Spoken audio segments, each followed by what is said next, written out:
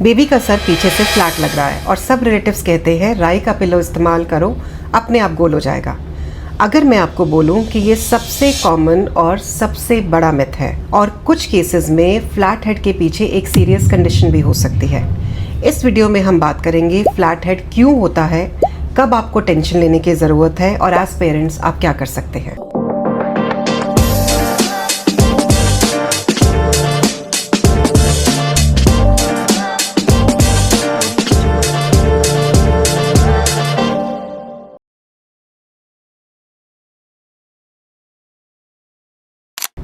Hello everyone, मैं हूं doctor Deepa Agarwal. मैं सीनियर कंसल्टेंट पीडियाट्रिशियन हूं मयोम हॉस्पिटल गुड़गांव में एंड अ मॉम ऑफ 3। शिशु चैनल पर आपका स्वागत है। इस चैनल पर हम बच्चों की सेहत और पेरेंटिंग को साइंस और एक्सपीरियंस के साथ समझते हैं। फ्लैट हेड को लेकर पेरेंट्स बहुत ज़्यादा कंसर्न रहते हैं क्योंकि रिलेटिव से लेकर सोशल मीडिया तक हर जगह अलग अलग एडवाइस देखने को मिलती है। इस वीडियो में हम बात करेंगे फ्लैट हेड क्या होता है, क्यों होता है, क्या ये परमानेंट है, डेंजरस है, राई के पिलो का सच क्या है और एज पेरेंट्स आप क्या कर सकते हैं। सबसे पहले बात करते हैं फ्लैट हेड क्या होता है। जब बच्चा पैदा होता है तो उसके जो सर की बोन्स होती हैं बहुत सॉफ्ट होती है क्योंकि बच्चे के जो ब्रेन की ग्रोथ होती है शुरू के 2 साल में बहुत रैपिड होती है। ऑलमोस्ट 90% जो ब्रेन की ग्रोथ है वो पहले 2 साल में हो जाती है। इसीलिए स्कल की बोन्स भी बहुत सॉफ्ट होती है और वो भी ब्रेन के साथ साथ रैपिडली ग्रो करती है। इसी वजह से अगर बच्चा एक ही पोजीशन में रहता है तो प्रेशर पड़ने की वजह से उस तरफ की बोन्स थोड़ी फ्लैट लगने लगती है। इस कंडीशन को हम पोजिशनल प्लेजियोकेफली या फ्लैट हेड सिंड्रोम भी कहते हैं। और अच्छी बात यह है कि ज्यादातर केसेस में ये डेंजरस या परमानेंट नहीं होता है। फ्लैट हेड होता क्यों है?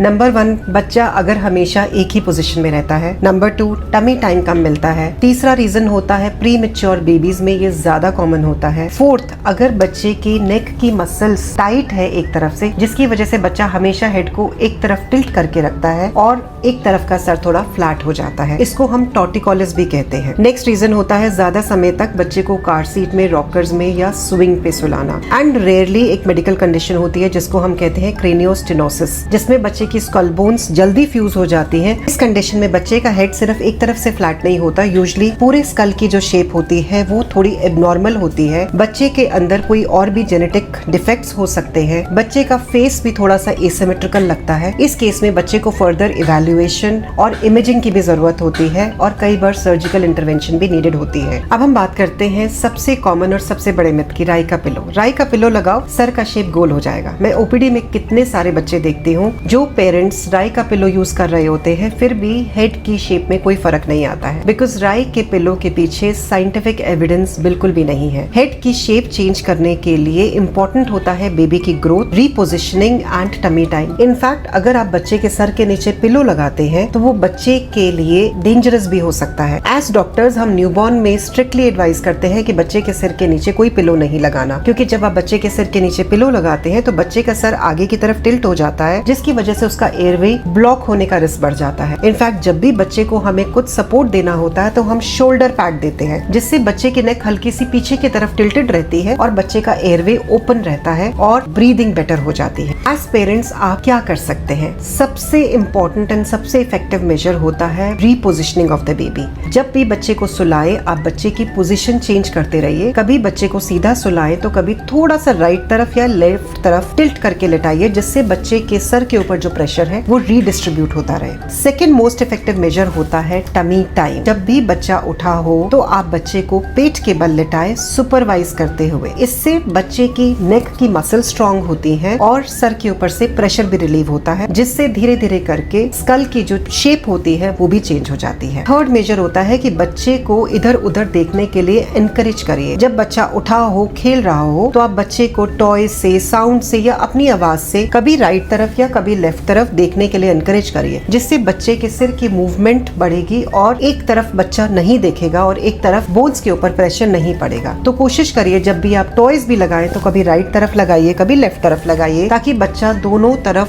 देखने की कोशिश करे। And last most important, avoid long hours in car seats. देखिए कार सीट ट्रैवल के लिए होती है, तो बच्चे को सुलाने के लिए कार सीट, रॉकर्स या स्विंग का इस्तेमाल मत करिए, बिकॉज उसकी वजह से भी हेड पर एक ही तरफ प्रेशर पड़ने से हेड फ्लैट हो सकता है। अब आता है सबसे इम्पोर्टेंट पॉइंट कि एज पेरेंट्स आपको कब वरी करना है और कब अपने डॉक्टर से मिलना है। नंबर 1, अगर आपको लगता है कि पोजिशनिंग के बाद भी बच्चे का हेड का शेप बिल्कुल चेंज नहीं हो रहा है, रैपिडली बढ़ता जा रहा है। नंबर 2, अगर बच्चा एक ही तरफ हेड टिल्ट करके रख रहा है या नेक की मसल्स टाइट है। नंबर 3, आपको देखने पे बच्चे का फेस भी थोड़ा सा एसिमेट्रिकल लग रहा है। नंबर 4, बर्थ से ही आपको बच्चे के फेस का या हेड का शेप बहुत अनयूजुअल या एसिमेट्रिकल लग रहा है। इन केसेस में आप एक बार डॉक्टर से जरूर मिलिए, बिकॉज कुछ केसेस में फ्लैट हेड के पीछे एक सीरियस कंडीशन भी होती है जिसको कहते हैं क्रेनियोस्टेनोस्टोसिस, जिसमें बच्चे की बोन्स बहुत रैपिडली फ्यूज करने लगती हैं और उसकी ब्रेन की ग्रोथ में इफेक्ट हो सकता है। देखिए, फ्लैट हेड यूजुअली डेंजरस नहीं होता, लेकिन early identification and correct positioning से हम उसको बहुत जल्दी करेक्ट कर सकते हैं। मुझे याद है ओपीडी में एक पेरेंट्स 3-4 महीने का बच्चा लेकर के आए थे। कुछ महीने से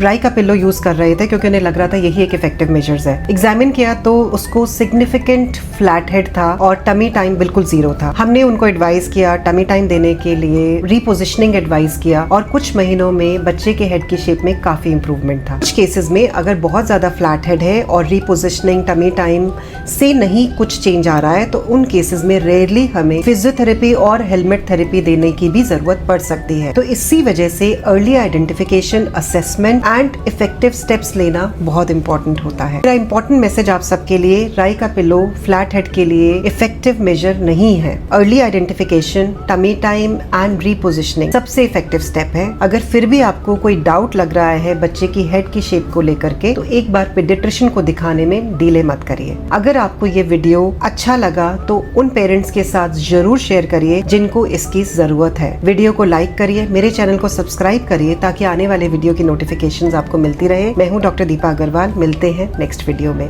स्टे सेफ, बाय बाय।